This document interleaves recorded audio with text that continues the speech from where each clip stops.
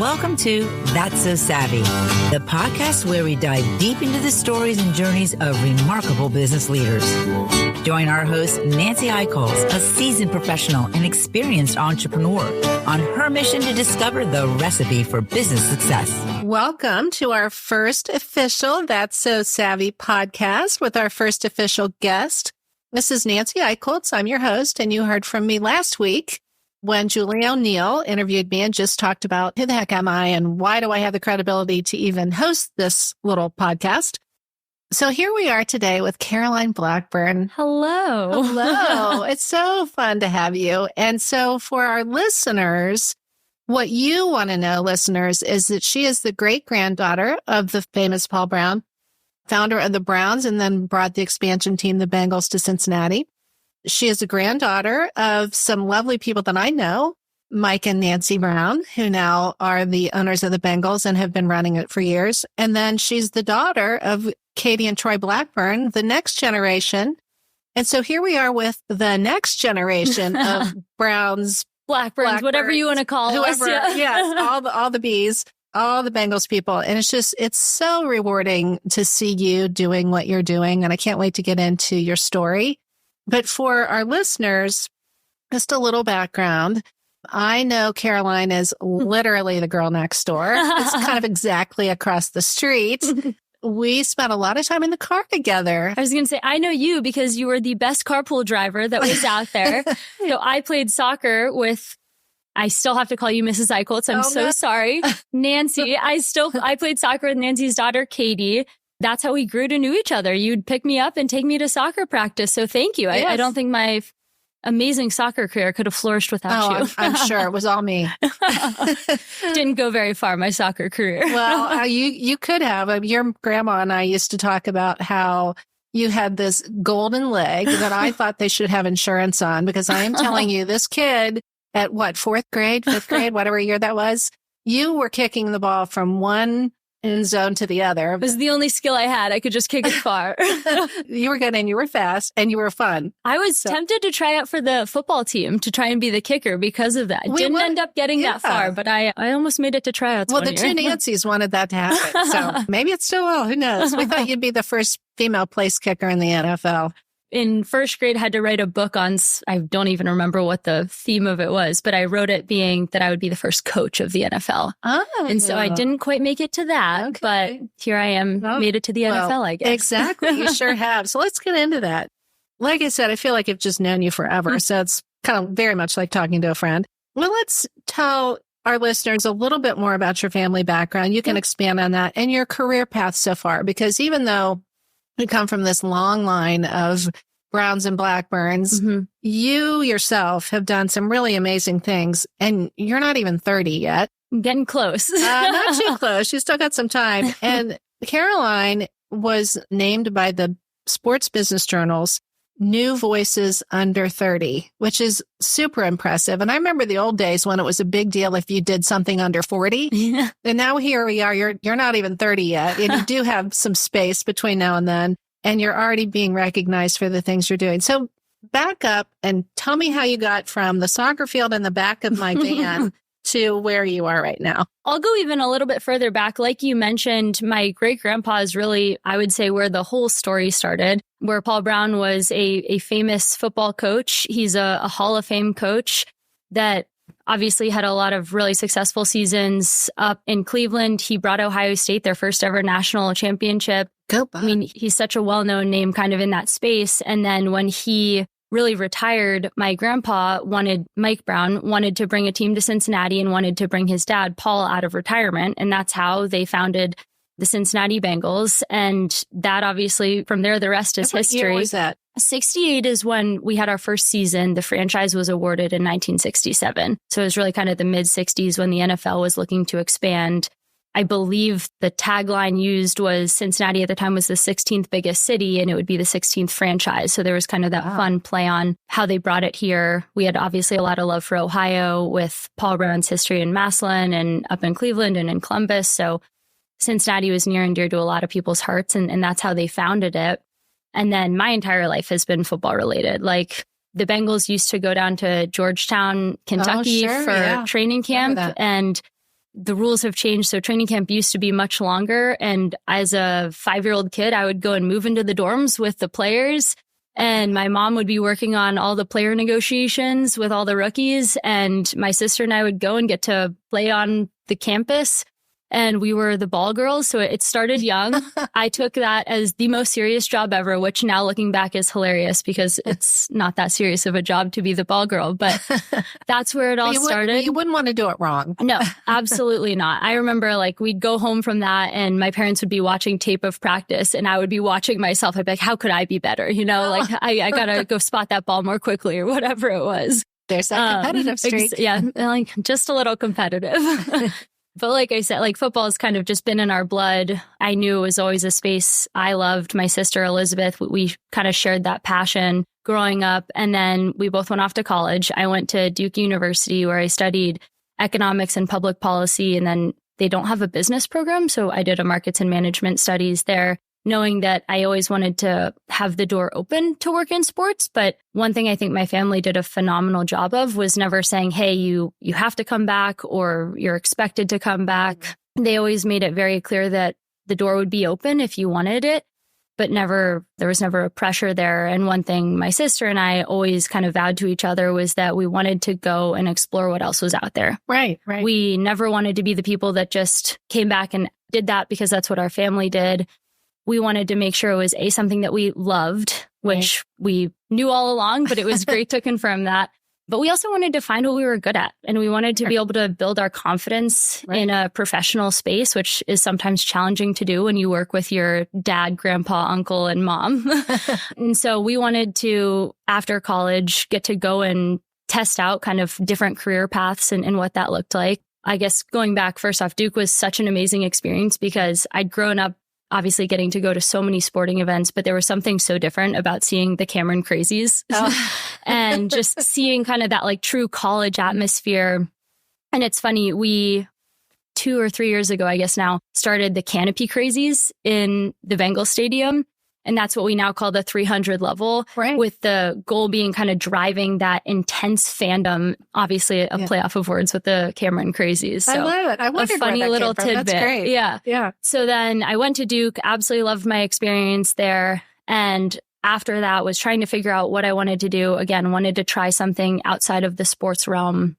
And I ultimately ended up at a company called Jet.com, which was a startup, but was quickly acquired by Walmart. And so it was such a cool experience because I went from the startup feel of a company to immediately being one of the biggest companies in the world.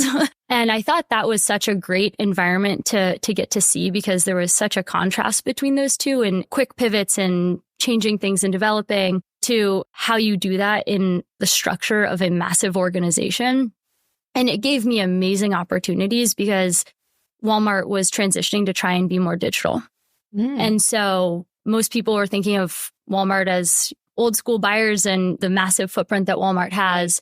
And they acquired Jet to help their online business. Wow. And so it was really cool because I got to work with all of these long-standing brick and mortar buyers who had been at Walmart for 40 plus years, had amazing institutional knowledge, but in that space. And they were trying to figure out how to be more digital. And it was great because I was in the grocery space, which was really cool, especially leading up to COVID, where then all of a sudden the demand for online groceries completely spiked. It was an amazing right place, right time. Exactly.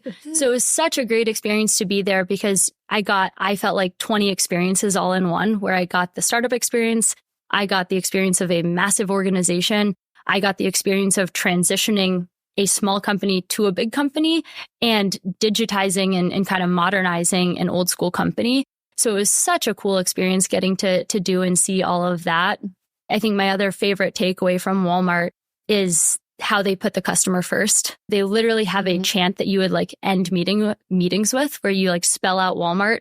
And then it ends with who's number one, the customer always. Oh, wow. And I thought that mentality was something that was really special to have. And that was something that has very much stuck with me. And when I came back to work for the Bengals, that was something that my sister Elizabeth was very focused on, the fan experience.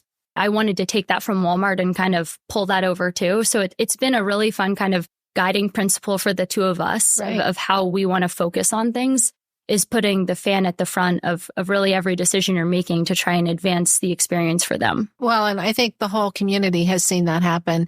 And how fun to see the parallels between you have Walmart that's huge. Yep. You have the NFL that's huge. Yep. You have Walmart that was a little old school when the digital age hit. Yep. NFL can be a little old school sometimes. Sometimes, yeah. Not a whole lot of people that look like you running around in the NFL. And this is good. We're seeing more and more women engaged in all aspects, whether they're reporters or involved with the teams or whatever. Those parallels are really cool. Yeah. So what I love is that you did go away and get all this great experience because not only did that give you the opportunity to really know that this is what you wanted to do. And also to prove to yourself that you had other things that you could do. This wasn't a default by any means. Absolutely. The other part that I think everybody has benefited from is that you had those experiences that now you are engaging those experiences into what you're doing with the Bengals. No, that's exactly right. Elizabeth and I kind of made a vow to each other that neither of us would come back to the team unless we thought we could actually drive real value. Oh, that's and great. So we never wanted to come back and not feel like we could contribute in real ways. Right. And that was what we both focused on after graduating. And with every job we had was how do we get knowledge? And again, if we find something that we love that's a different path, great, pursue that. But if we want to go back to get to work with the team at some point, what knowledge can we take that we think will help really advance the team? And so that's how I ended up coming back to the Bengals eventually. So Elizabeth, I can fast forward a little. Elizabeth and I were actually living together in New York City. I remember that. Loving our lives. And then it was right at the new year of 2020, the end of the 2019 season, where we locked up the first round draft pick for 2020. And I remember Elizabeth and I came home. Are you allowed to say that name out loud? We came home for Christmas and Elizabeth sat down, or we all sat down as a family, and she said, hey, I've done a lot of other things. I think it's the time for me to come back, knowing that it was a very impactful offseason. We obviously were expecting to draft Burrow and everything that was going to come with that. She wanted to come back and be a part of that transformation.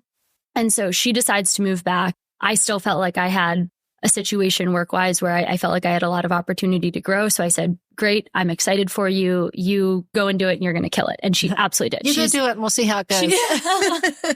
And she is truly the most incredible she's amazing. And so I let her do this for a year. And what it ended up being was about 5-hour-long phone calls every night where we would just talk about all the different initiatives that she was working on. And it was so fun, but I felt like I was missing out a little bit because I was split between doing my actual job and doing something where I felt like I could contribute. And then it got to a point where they were looking to grow the digital space with the Bengals. So this is where COVID really came in.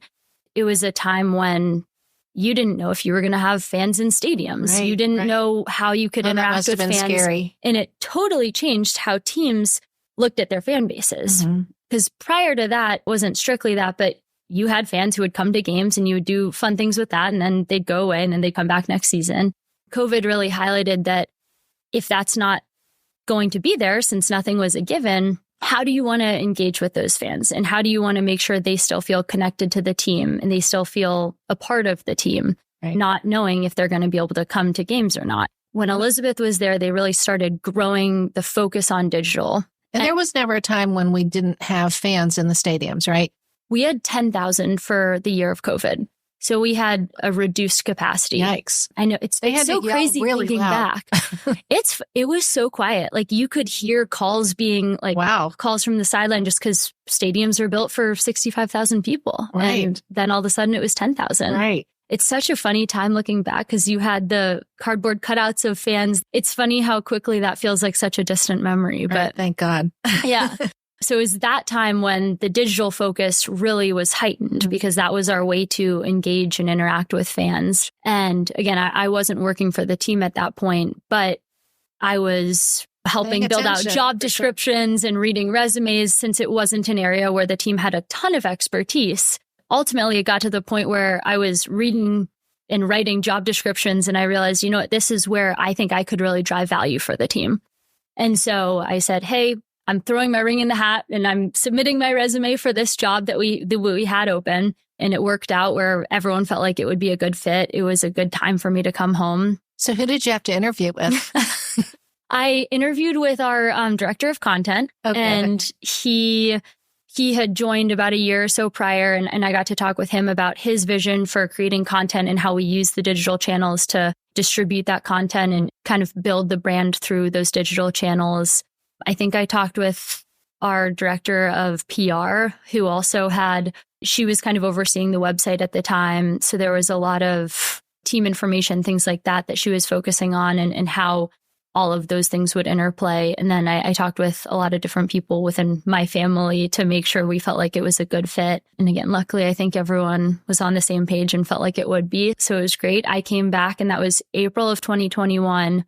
And I think my first week was when we launched our new uniforms. Nice. Like first day was coming in and doing that.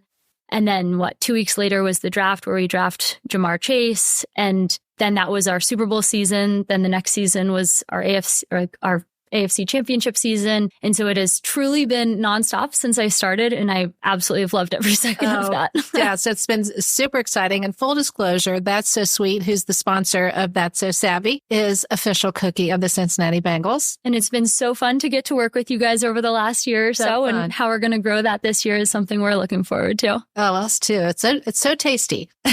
They really are amazing. They're dangerous. Every time we have them at the office, I eat about 5 too many, I think. Oh, that's okay. We take the calories out. It's all good. Oh, that's great. I just love that backstory. And I love so much of what you said. And I do love that you had to go through the interview process. They probably were going to hire you, but you never know, or they could have said, well, no, we want you to come back, but this isn't the right fit. Exactly. You didn't necessarily know. Yeah. We wanted to make sure again that I wasn't just coming back because I thought that we wanted to make sure it was a good fit. And right. I think that was something that was so important with coming back in general. Again, I never wanted to come back not feeling like it was going to be a good fit, either professionally or personally. Right, because you have your career path to think about too. Yeah.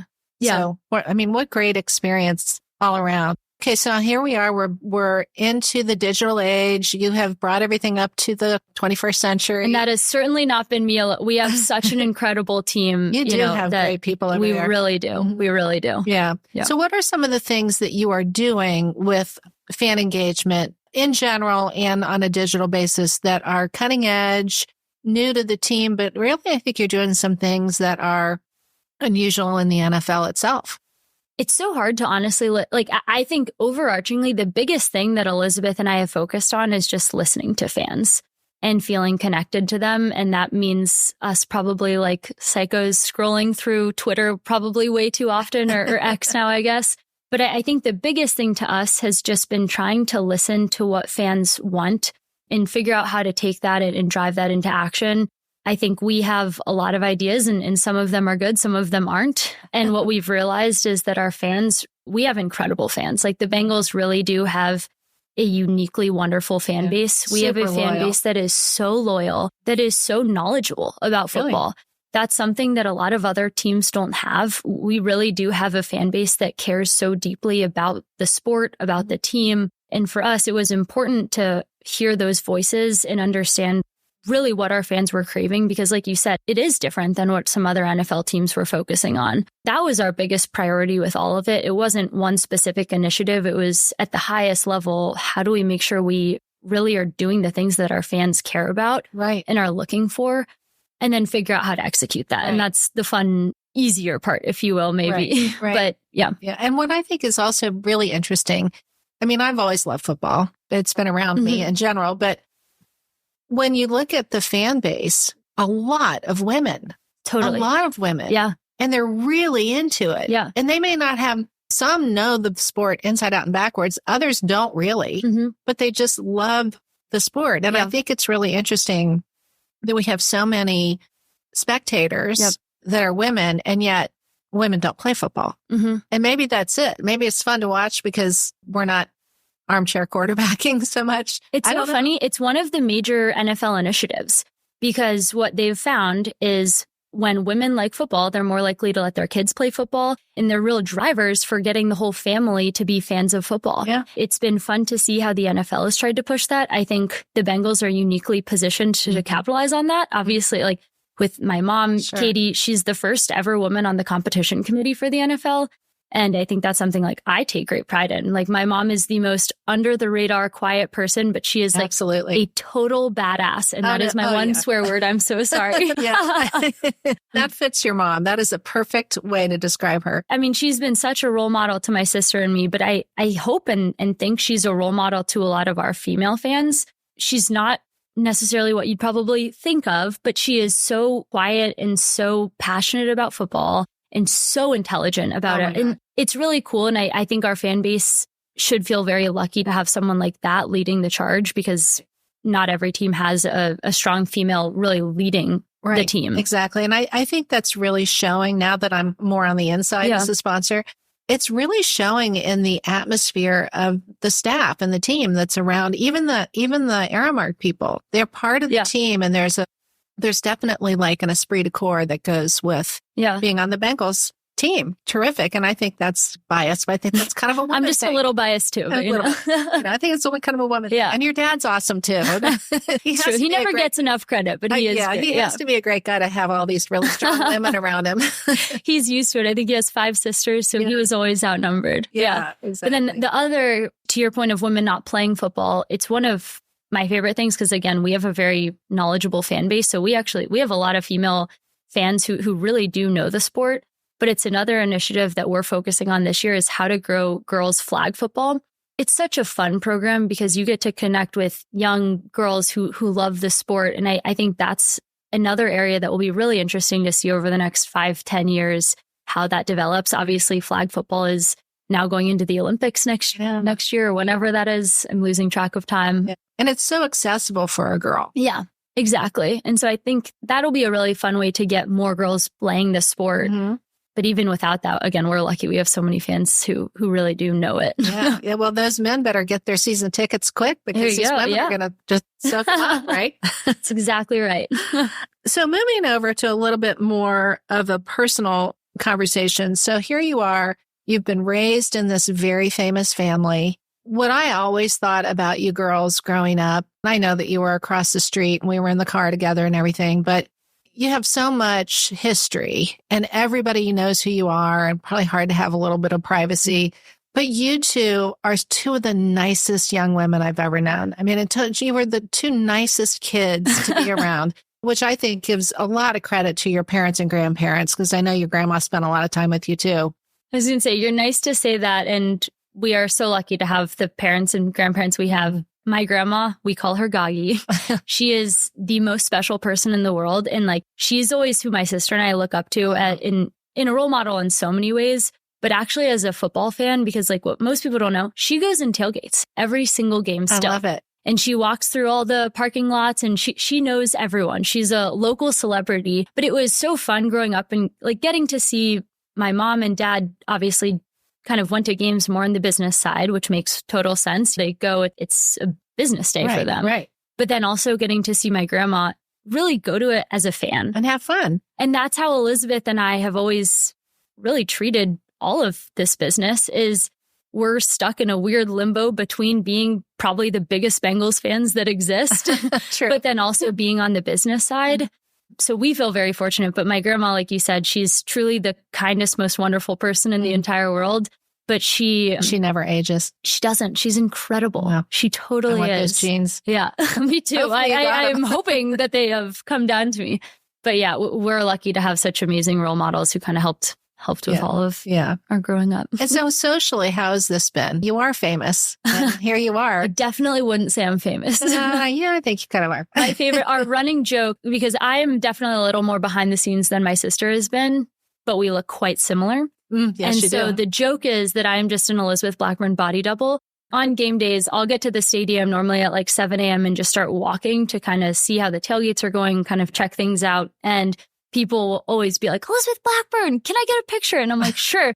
So I'm just her body double walking around, and I love and hope to keep it that way. Yeah, you two really could be twins. Yeah, most people can't tell us apart, which is so funny because we don't look that similar. Yeah, but I know the difference. Yeah. But then I've got the inside track. As we think towards now, what is it? April. You've got the draft coming up, and then the season. So what are some things that you think the Bengals fans should really be looking forward to and getting excited about for this year?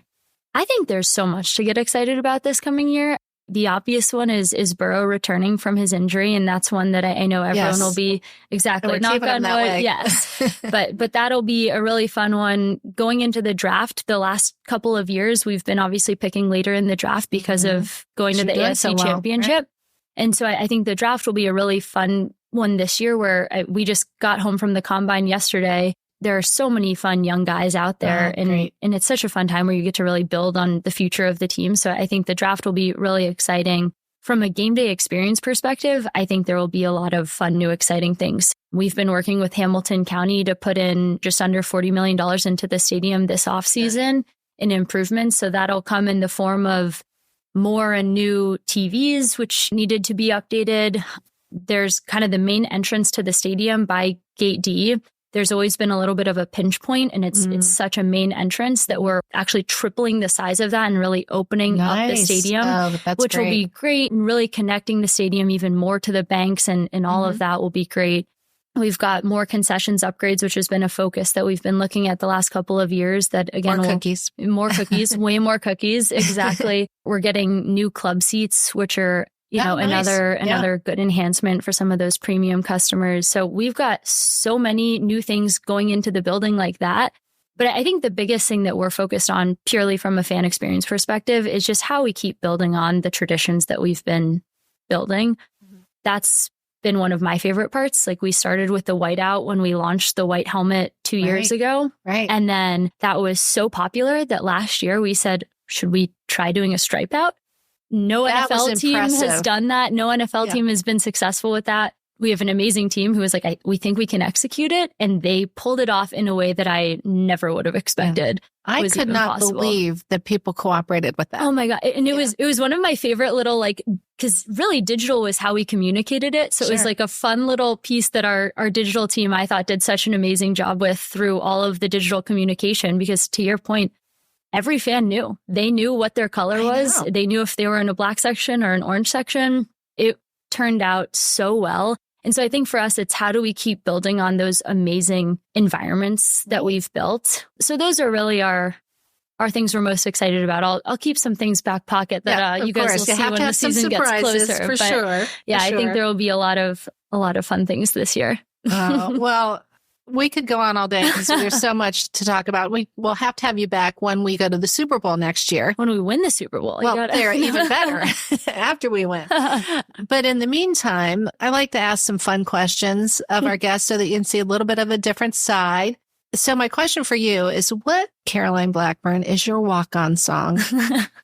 There's only one right answer, and it's Eye of the Tiger. I feel like for anyone in our family, that would have to be the answer. Yes. So I don't even, I think, need to explain why. But I got to go with Eye of the Tiger. That is perfect. You couldn't have said anything any better. Exactly. There's only one choice. Oh my gosh. Where can our listeners find out more about the Bengals, more about what's going on in Houday Nation? So we have listeners all over the country, and we have Houday fans, Bengals fans all over the country. Yeah. I would say following the Bengals on any social media channels is always great. Bengals.com has all of the information. The Bengals app is really a great asset if you're a hardcore Bengals fan. Those would be the plugs to stay up to date on all things Houday. There you go. Well, thanks a million. And I'm looking so forward to this season. I can't wait to get it kicked off. And thank you for kicking off our podcast for us. Thank you so much for having me. First official guest. This is great. This is fun. I know. Well, we'll have you back. Hopefully. Thank you. Thank you, everyone, for listening, and have a sweet day and be savvy.